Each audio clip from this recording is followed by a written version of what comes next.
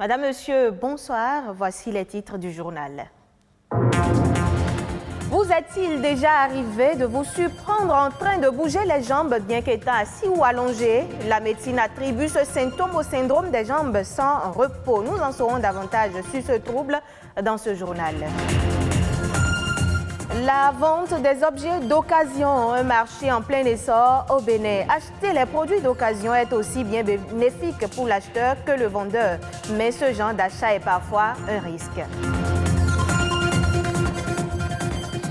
Ils sont de plus en plus menacés par les activités humaines et le changement climatique. Ce sont les oiseaux d'eau migrateurs. Il est important de mettre en place des stratégies pour leur sauvegarde.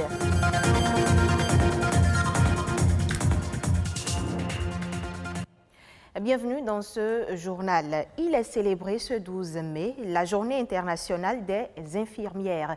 Le 12 mai est en effet la date de naissance de Florence Nightingale, celle qui a posé les bases de la profession infirmière contemporaine. Le thème de célébration cette année est « La profession infirmière, une voie faite pour diriger, une vision pour les soins de demain ». En 2021, le Conseil international des infirmières voudrait notamment montrer comment les soins infirmiers se tourneront vers l'avenir et comment la profession transformera la prochaine étape des soins de santé. Le syndrome des jambes sans repos, appelé aussi impatience dans les jambes, est un trouble neurologique qui cause un besoin irrépressible de bouger les jambes. Il se manifeste souvent en position assise ou couchée. Fourmillement, picotement, sensation de brûlure provoquant des insomnies chroniques. Existe-t-il des symptômes pour détecter le mal? Quelles sont les causes et quels sont les traitements appropriés pour prévenir cette impatience? Élément de réponse dans ce reportage signé Émile Azokota. Le syndrome des jambes sans repos, appelé aussi impatience dans les jambes ou encore impatience nocturne, est un trouble neurologique qui cause un besoin irrépressible de bouger les jambes. Environ une personne sur 10 en souffre. Selon des études épidémiologiques faites par l'Organisation mondiale de la santé, les manifestations varient selon l'organisme de chacun. Je gigote parfois quand je suis stressé ou bien je suis énervé, quelque chose m'énerve par exemple, ou je suis en train de réfléchir à quelque chose. Je ne commençais pas à sentir cette affaire quand mes enfants ont commencé à grandir. Chez moi, c'est quelque chose, c'est une manière de me rappeler des faits passés, quoi. Oui. Je ne sais pas si c'est une maladie en quelque sorte. C'est au fait quelque chose qui ne nous prend pas mes gardes. Moi, par exemple, c'est lors d'un match d'entraînement que j'ai reçu un coup au genou. Et à des moments donnés, il arrive que je constate que les nerfs ne me permettent pas, mes pieds sont parfois coincés.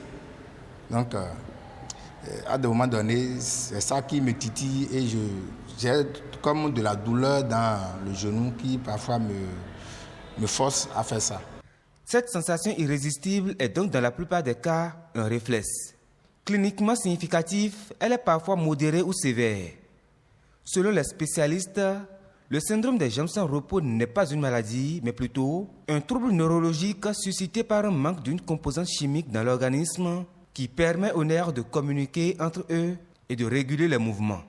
Et aussi, dans les causes, on retrouve aussi ce syndrome qui est lié à des causes secondaires, donc comme une carence en fer, et la supplémentation aide à traiter le patient. Parfois, on a des tics qui ne sont pas forcément le syndrome des jambes sans repos. Néanmoins, dès l'apparition des premiers signes, il faut chercher à consulter son médecin. Le caractère qui prédomine dans le syndrome des jambes sans repos, c'est la survenue vraiment au repos et qui va donc augmenter le soir. Et il y a l'anxiété, comme vous le décrivez, le fait d'attendre et de manifester une impatience parce qu'on attend à la banque, à la poste, etc., n'est pas forcément le syndrome des jambes sans repos. Mais c'est des éléments qu'il faut surveiller pour le dépister. Il est important de noter que l'on peut présenter des impatiences de façon intermittente sans pour autant développer un véritable syndrome des jambes sans repos. Le marché des biens d'occasion connaît une croissance exponentielle au Bénin.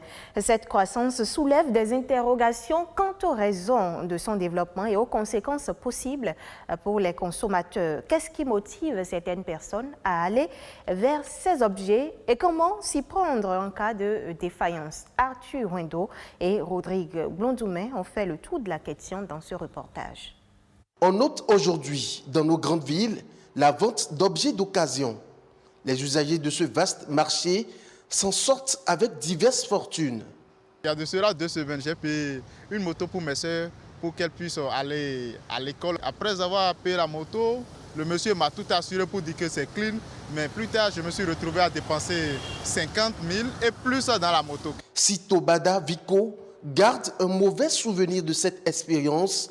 D'autres, par contre, estiment que ce n'est pas parce que les produits d'occasion sont déjà utilisés qu'ils perdent de la valeur. Ce sont des trucs résistants, les prix sont à la portée de tout le monde. Donc ce sont des trucs qui aident et disons ceux qui n'ont pas assez de moyens pour pouvoir prendre des trucs neufs à s'en en procurer en fait. Moi j'ai payé plusieurs produits d'occasion et ça a duré. J'ai pu acheter un PC portatif en occasion. Ouais, donc pour moi, j'ai eu la chance que l'ordinateur portatif marche. Pour la plupart des usagers rencontrés, derrière les objets d'occasion se cache un piège. Quelqu'un qui a déjà utilisé un truc et qui veut revendre, c'est tellement que le truc a un petit problème. Les produits d'occasion souvent se présentent sous 2 aspects. Lorsque quelqu'un décide de vendre quelque chose, soit la personne a un problème financier direct, ou soit la chose que la personne décide de vendre a un problème. Et pour éviter cet état de choses, ce type d'achat devrait se faire sous certaines conditions. Il faut premièrement s'assurer de la propriété effective de celui qui est en train de vous vendre cet élément-là. Sinon, vous pouvez être poursuivi pour recel. Deuxième élément, ce sont les risques qui peuvent arriver dans ces genres de transactions-là. C'est-à-dire, vous prenez un bien d'occasion auprès de quelqu'un, après vous constatez une certaine défaillance. Vous savez, dans les boutiques, formellement, il y a les questions de garantie où quand vous êtes dans le délai, vous pouvez repartir pour aller changer. Mais dans nos relations contractuelles, comme vous l'avez décrit tout à l'heure, ces éléments n'existent pas. Ça veut dire quoi? Lorsque ça arrive comme ça et que vous approchez de votre co-contractant qui reconnaît l'erreur, vous pouvez régler entre vous. Lorsque vous ne vous entendez pas, vous allez donc vous référer aux autorités compétentes, notamment, je veux dire, la juridiction compétente pour vous voir trancher un litige, parce que là, c'est un litige qui naît. Au-delà des réticences qu'on peut avoir et qui peuvent être difficiles à surmonter, l'achat des objets d'occasion est néanmoins à la portée du citoyen lambda. Madame, Monsieur, avez-vous une idée de ce que c'est qu'un oiseau migrateur? C'est un oiseau comme migrant qui voyage en fonction des saisons d'une zone de reproduction vers une zone d'hivernage et aussi pour changer d'habitat et pouvoir s'alimenter. Mais lors de leur long voyage, ils sont souvent confrontés à de plus en plus de menaces. Daouda Aliou, spécialiste des questions liées aux zones humides, nous en parle. Nous avons la guifette noire, le mélan noir, et les hérons, poupées, cendrées. Il y a plusieurs sortes d'oiseaux qui migrent. Maintenant, il faut voir en fonction des écosystèmes. Est-ce que ce sont des oiseaux d'eau? Est-ce que ce sont des oiseaux qui affectent les zones forestières et autres? Donc il y a ça, mais ce que nous suivons surtout sont les oiseaux d'eau migrateurs, notamment dans le Kora, Afrique, Eurasie. Les menaces sont assez nombreuses. Il y a les actions dues à l'homme, puis être sur les zones où les oiseaux ont l'habitude de venir chercher à manger. Si vous prenez par exemple le cas du sud du lac Noké aujourd'hui, c'est une zone qui en temps n'était pas occupée par les hommes. Mais aujourd'hui, on a un développement démographique important qui fait que là, l'espace que les oiseaux affectionnent pour trouver à manger, cet espace-là est occupé par les hommes. Maintenant, si vous prenez le cas de la lagune côtière, aujourd'hui on est en train de couper les mangroves. Ça veut dire qu'on est en train de détruire les espaces où les oiseaux, quand ils finissent de manger dans les eaux, vont se reposer ou bien vont faire leur nid et autres. Et il y a donc cette pression démographique qui influence ces écosystèmes-là qui ne sont pas favorables aux oiseaux. D'où la nécessité de trouver des approches de solutions pour que ces écosystèmes soient maintenus, pour faciliter la conservation des oiseaux de là et leur permettre d'accomplir leur cycle de manière optimale. Nous avons une diminution de près de 50%. Je peux vous donner par exemple le camp de lac Nokwesol, où on avait fait le dénombrement il y a 20 ans en arrière, on tournait autour de 20 000 individus. Mais aujourd'hui, le dernier dénombrement que nous avons eu à faire en 2019, nous sommes revenus à moins de 10 000 individus de différentes espèces. Maintenant, ce que nous devons faire, c'est de voir quels sont les types d'espèces qui ont baissé en effectif et pourquoi. Donc il y a toutes ces questions-là qui font qu'aujourd'hui les spécialistes des oiseaux sont en train de suivre ces différents phénomènes-là pour voir à quoi est dû. Est-ce que c'est seulement la pression de l'homme sur l'écosystème ou bien est-ce qu'il y a d'autres paramètres qui influencent l'effectif des populations. Voici à présent le point de quelques autres sujets, objets de l'actualité nationale ces dernières 48 heures au Bénin. La nation en bref est présentée ici par Émile Azokouta.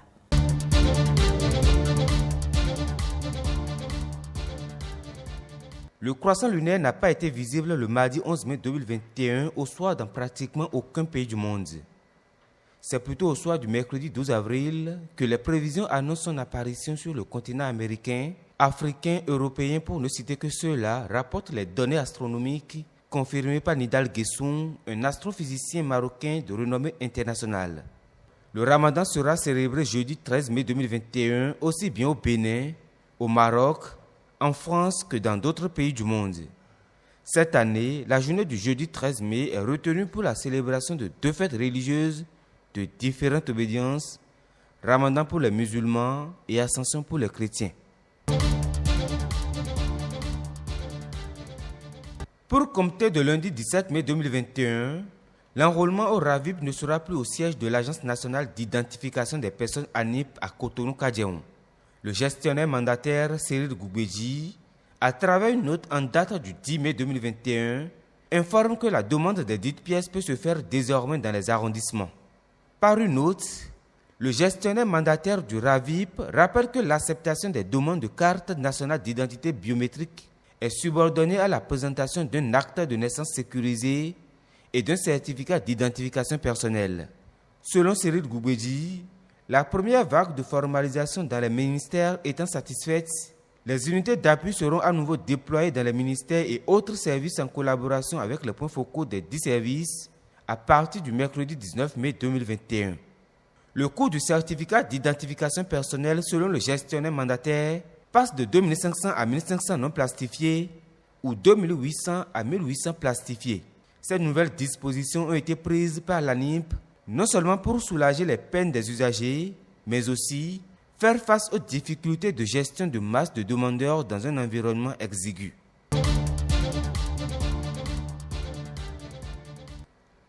Recrutement au profit du ministère de la Santé. Les listes définitives d'inscription des candidats autorisés à composer dans le cadre du concours de recrutement de 1600 agents contractuels de droit public de l'État au profit du ministère de la Santé sont disponibles. Les candidats inscrits dans les emplois des personnels médicaux et paramédicaux composent le samedi 15 mai 2021 et ceux inscrits dans les emplois du personnel administratif le dimanche 16 mai 2021. Les listes des candidats par centre de composition peuvent être consultées sur le site www.travail.gouv.bj. C'est la fin de cette session d'information que vous pouvez suivre de nouveau sur le site de l'ORTB, www.ortb.bj. Merci à tous de nous avoir suivis.